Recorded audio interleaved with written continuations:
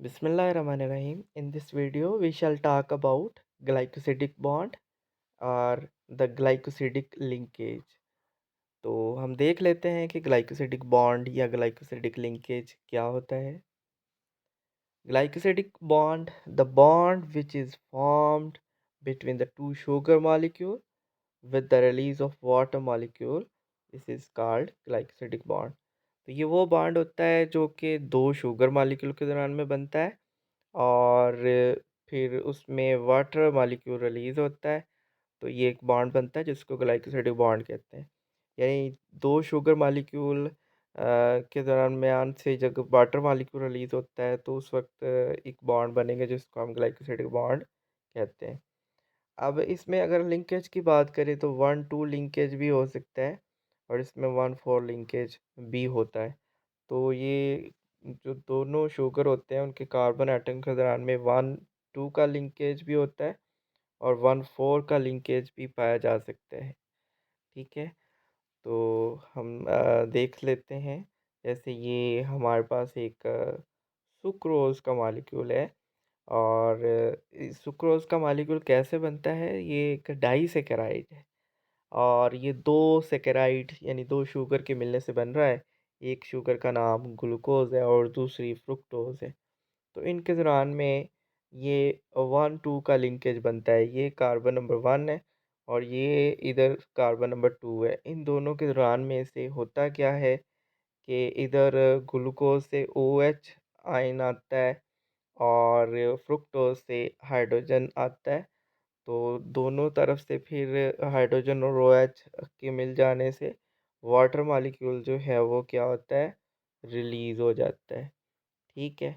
और फिर जो रिज़ल्टिंग कंपाउंड बनता है ये वाला, जिसको हम कहते हैं कि ये एक डाइसैकेराइड बन गया है और ये जो दरमियान में बॉन्ड बना है ये वाला, जहाँ से वाटर मॉलिक्यूल रिलीज़ हो गया, अब ये जो बॉन्ड बना है ये है असल में ग्लाइकोसिडिक लिंकेज या ग्लाइकोसिडिक बॉन्ड। नेक्स्ट हम बात करते हैं कि ये जो ग्लाइकोसिडिक लिंकेज होता है, जो कि 2 शुगर के दरमियान में बन रहा होता है, ये रिज़ल्ट होता है डिहाइड्रेशन सिंथेसिस का। ठीक है? यानी जो प्रोसेस होता है वो डिहाइड्रेशन सिंथेसिस होता है जिसके ज़रिए से ये ग्लाइकोसिडिक लिंकेज बनता है।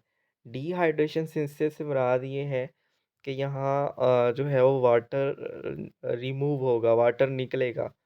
ठीक है?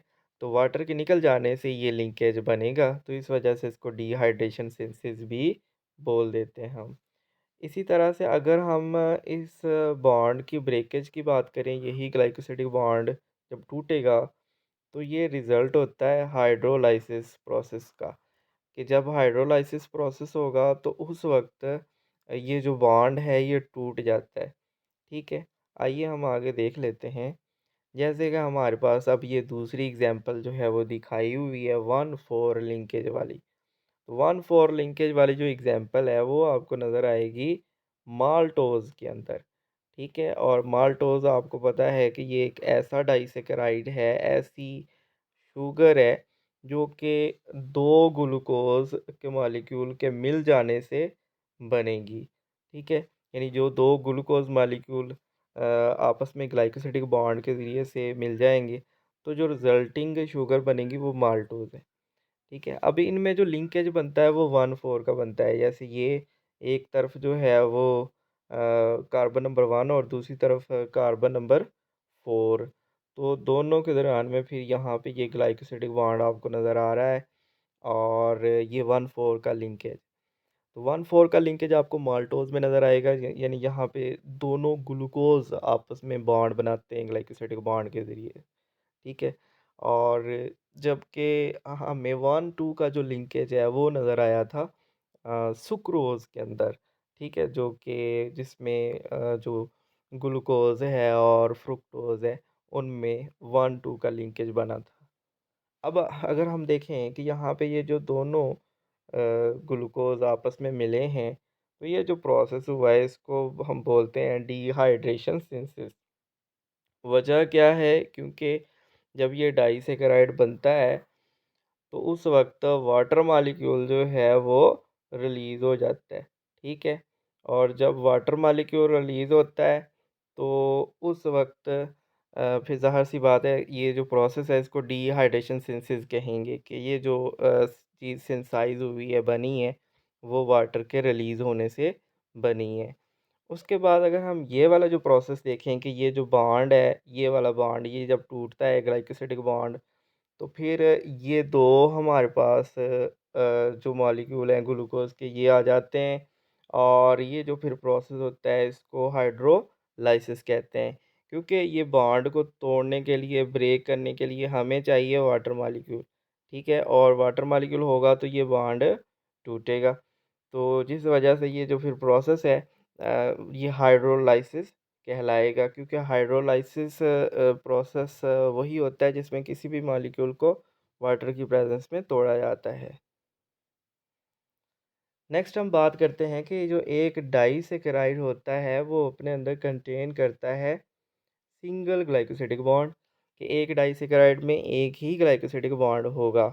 ठीक है? क्योंकि 2 शुगर मिली होती हैं तो उस वक़्त जाके ये एक डाइसैकेराइड बनता है और फिर इनके दरमियान में जो बॉन्ड होता है वो एक सिंगल बॉन्ड होगा। इसी तरह से अगर हम एक ट्राइसैकेराइड की बात करेंगे तो उसमें कितने ग्लाइकोसिडिक बॉन्ड होंगे उसमें ज़ाहिर है 2 होंगे, टेट्रासैकेराइड में 3 होंगे। तो इसी तरह अगर डेकासैकेराइड की हम बात करें तो उसके अंदर 9 ग्लाइकोसिडिक लिंकेज आपको नज़र आएँगे। इसी तरह अगर हम पॉलीसैकेराइड की बात करें तो उसके अंदर मैनी ग्लाइकोसिडिक बॉन्ड नज़र आते हैं। जी, तो स्टूडेंट आज हमने ग्लाइकोसिडिक बॉन्ड के बारे में स्टडी किया। होप सो कि आपको वीडियो अच्छी लगी होगी। ओके, अल्लाह हाफ़िज़।